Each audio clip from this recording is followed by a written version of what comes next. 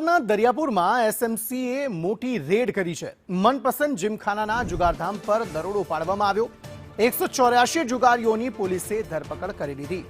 રોકડ, mobile, laptop સહિત મુદ્દામાલ અહીંથી જપ્ત કરવામાં આવ્યો છે। દાલબાટીની પાર્ટી બાદ અહીં જુગાર રમવામાં આવતો હતો। 2 દિવસની વોચ બાદ એસએમસી દ્વારા કાર્યવાહી કરાઈ અને સ્થળ પર જ તપાસની કાર્યવાહી યથાવત છે। જીમખાનામાં 12 કલાકથી વધુ સમયથી અહીં પૂછપરછ કરવામાં આવી રહી છે। હવે સ્થિતિ એવી છે કે આ જગ્યાએ વારંવાર જુગાર પાર્ટી જે છે તે થતી હોય છે, જુગાર રમાતું હોય છે, તેમ છતાં પણ પોલીસની નાક નીચે 184 10, 20 કે 25 નહીં, 184 જેટલા લોકો જુગાર રમતા હોય છે। એટલી મોટી જગ્યા છે, તો શું પોલીસને એ બાબતની ખબર નહોતી? આ સમગ્ર મામલે દિવ્યા ચૌહાણ જોડાઈ ગયા છે। દિવ્યા, આ સમગ્ર મામલામાં શું વધુ વિગતો? પોલીસ કાર્યવાહી શું થઈ રહી છે? એસએમસી દ્વારા રેડ પાડવામાં આવી છે, સ્થાનિક પોલીસ શું કરી રહી હતી?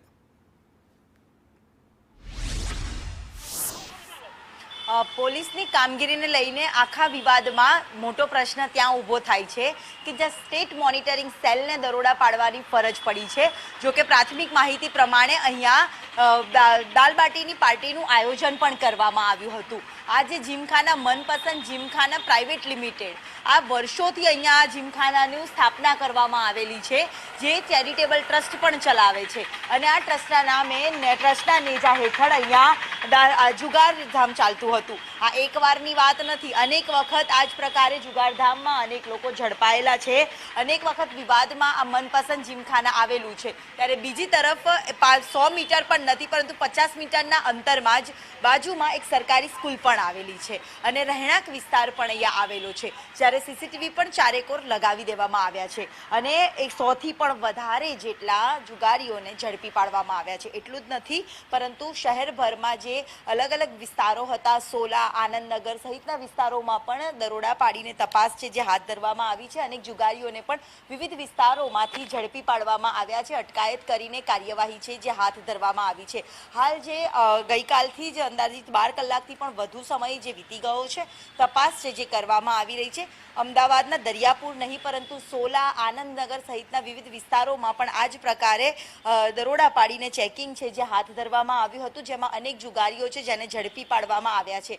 મહત્વનું છે કે આ એક વખતની વાત નથી, દરેક વખતે અને અનેકવાર આ જ પ્રકારે દરોડા પાડીને તપાસ છે જે હાથ ધરવામાં આવતી હોય છે અને હાલ ત્યાં પણ અત્યારે જે તપાસના જે સીધા દ્રશ્ય અહીંયા અમે બતાવી રહ્યા છીએ કે જ્યાં અત્યારે હાલ તપાસ છે જે ચાલુ છે અને એ ચાલુ છે અને તપાસ બી ચાલુ છે, રેડ પણ ચાલુ છે, એટલે અંદર પ્રવેશ પર પ્રતિબંધ છે। પરંતુ હાલ જે પરિસ્થિતિ છે જે અમે બહારથી તમને બતાવી રહ્યા છે કે હાલ જે પ્રાથમિક માહિતી મળી હતી કે તમામ લોકોની પહેલા અહીંયા દાલબાટીની પાર્ટીનું આયોજન કરવામાં આવ્યું હતું અને જે બાદ દરોડા જે પાડવામાં આવ્યા ત્યારે આખે જે ખુલાસો હતો તે સામે આવ્યો હતો। 100થી પણ વધુ લોકો છે, તેમની પૂછપરછ કરીને વધુ તપાસ છે જે હાથ ધરવામાં આવી છે। સાથે જ અહીંયા ઘરના લોકો છે, ઘરના પરિવારજનો છે, તે પણ લોકો અહીંયા પહોંચ્યા હતા। આખો જે કોમ્પ્લેક્સ અહીંયા આવેલો છે અને એ જ કોમ્પ્લેક્સમાં અત્યારે હાલ તપાસ છે જે સમગ્ર કોમ્પ્લેક્સમાં કરવામાં આવી રહી છે।